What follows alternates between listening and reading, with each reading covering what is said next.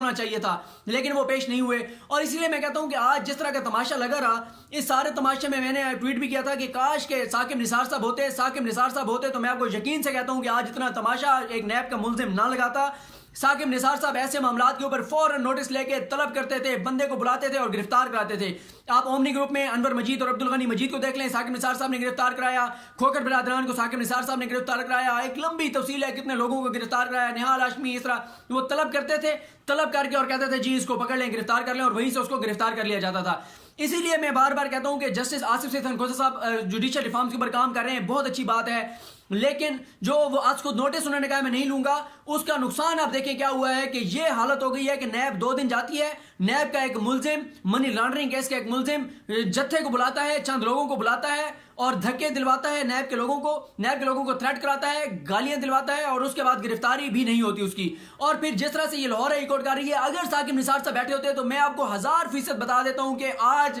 یہ کیس آج بھی وہ ہفتے اتوار کو بھی وہ چھٹی نہیں کرتے تھے، وہ بیٹھتے تھے، وہ عدالت میں وہ نوٹس لیتے، طلب کرتے، اور پھر میں دیکھتا کہ کیسے جو ہے اتنا بڑا حمزہ شہباز کو ریلیف دیا جاتا جو کہ دیا گیا ہے. تو یہ ضروری ہوتا ہے سپریم کورٹ. میں بار بار یہ کہتا ہوں کہ اگر پاکستان امریکہ کی طرح ہوتا کہ جہاں پہ ہر ادارہ اپنا اپنا کام کر رہا ہے، سب لوگ قانون کا احترام کر رہے ہیں، پھر تو کوئی ضرورت نہیں تھی آج کو نوٹس کی. لیکن ایک ایسا ملک جہاں پہ مافیاز کا قبضہ ہے، اور آج میں دیکھ رہا تھا جو لوگوں میں مایوسی تھی، مجھے کسی نے مجھے ان کا نام بھول گیا ہے، انہوں نے واٹس ایپ پہ میسج کیا ہوا تھا کہ سپریم کورٹ کو کہیں کہ فیصلہ کر دیں کہ اس ملک میں احتساب ہونا ہے یا نہیں ہونا. اگر احتساب نہیں کرنا، پھر جو 1500-2000 کرپٹ لوگ ہیں ان کو آپ چھوڑ دیں، ان کے علاوہ جتنے پاکستانی لوگ ہیں ان کو پھانسی پہ لٹکا دیں، ان کو ختم کر دیں، اگر آپ نے یہی کرنا ہے جس طرح سے یہ ساری چیزیں ہو رہی ہیں. پھر ایک اور چیز دیکھیں، اب آج ویسے اگر حمزہ شہباز کو ریلیف نہ بھی ملتا تو ان کو اس بینچ سے ریلیف مل جاتا جس بینچ نے یہ کیس سننا تھا.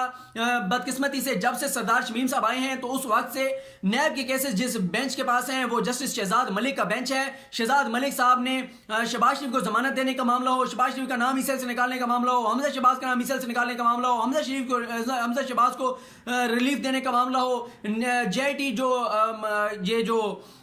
یہ ثانیہ ماڈل کی جے آئی ٹی کو کام سے روکنے کا معاملہ ہو، ان سارے کے سارے بینچز میں جو ہے وہ جسٹس شہزاد صاحب موجود ہوتے ہیں. اور نیب کے سارے کیسز جسٹس شہزاد صاحب کے پاس ہیں. اسی بینچ سے بار بار شرفا کو، شریفوں کو، شہباز شریف کو، حمزہ سب کو ریلیف مل رہا ہے، لیکن اگر کیسز لگ رہے ہیں تو اسی ایک بینچ کے سامنے لگ رہے ہیں. آپ ثانیہ ماڈل ان کی جے آئی ٹی والے کیس میں دیکھیے کہ احمد اویس جو کہ تحریک انصاف کی پنجاب حکومت کے وکیل ہیں، ایڈوکیٹ جنرل پنجاب ہیں، وہ یہ کہتے ہیں، انہوں نے اعتراض یہ کیا تھا، انہوں نے کہا کہ آپ بغیر مجھے سنے کیسے یہ سسپینڈ کر سکتے تھے، جے آئی ٹی کے کام کو کیسے آپ روک سکتے تھے. ان کو شوکاز نوٹس جاری کر دیا گیا کہ آپ نے توہین عدالت کی ہے، کیوں نہ آپ کے خلاف کارروائی کی جائے.